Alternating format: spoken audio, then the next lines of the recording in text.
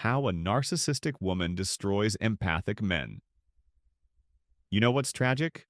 It's not when a narcissistic woman leaves an empathic man, it's when she meets him. Because from that moment, something dangerous begins. You see, an empathic man is pure emotional oxygen.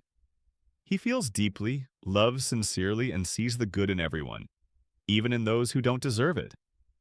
And when a narcissistic woman crosses his path, she recognizes that light immediately. To her, he's not a partner. He's a source of energy, admiration, and healing she's never been able to give herself.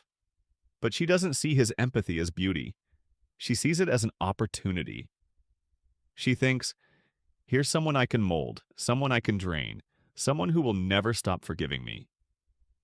And that's exactly how the destruction begins. At first, she plays the perfect woman, the one who understands him, mirrors his dreams, matches his energy, and makes him feel like he finally found his soulmate. She studies his weaknesses the way a predator studies its prey, not out of love, but out of strategy. She becomes everything he ever wanted because she knows how to fake depth. She listens to his trauma not to heal it, but to use it later. She gives him the illusion of connection so strong, he starts to believe destiny brought her into his life. And that's when she's got him, hooked not on who she is, but on who she pretends to be. Slowly, she starts the emotional erosion. It's never obvious at first. One day, she withdraws affection without explanation. The next, she criticizes him subtly. His tone, his choices, his way of loving her. She makes him question his instincts, his emotions, his sanity. Every time he tries to express hurt, she flips the script. You're too sensitive. You're imagining things. You're overreacting. And because he's empathetic, he doubts himself before he doubts her. He starts apologizing for things he didn't do, trying to earn back the warmth she once gave freely. That's the trap.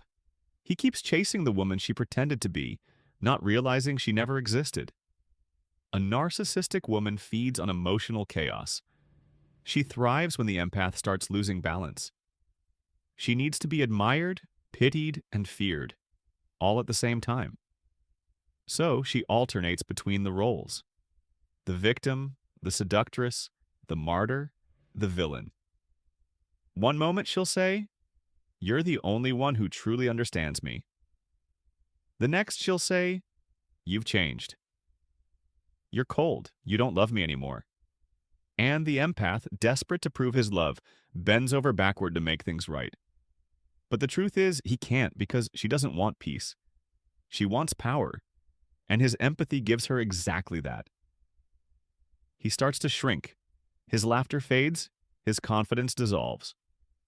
The man who once brought light into every room now walks on eggshells in his own home. He begins to believe he's the problem. He overthinks every word, every silence, every sigh.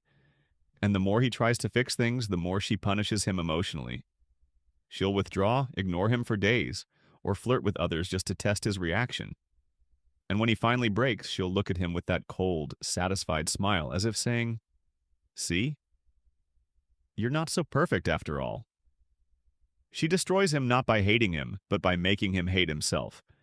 But here's the part she never expects. An empath can endure a lot, but once he wakes up, there's no going back. The moment he realizes that her love was conditional, her affection transactional, and her words manipulative, something inside him snaps. Not in anger, but in clarity. He starts to see every lie she told as a mirror of her own emptiness. He stops explaining himself, stops apologizing, stops chasing the ghost of who she once pretended to be. And to a narcissistic woman, that's the ultimate betrayal, because indifference kills her more than hate ever could. When he finally leaves, she doesn't mourn him. She mourns the control she lost. She'll rewrite the story, play the victim to others, and try to provoke him from afar. She wants to know he still feels something, even pain. But he's already changed. Because through the destruction she caused, he learned the hardest lesson of all. Empathy without boundaries is self-destruction.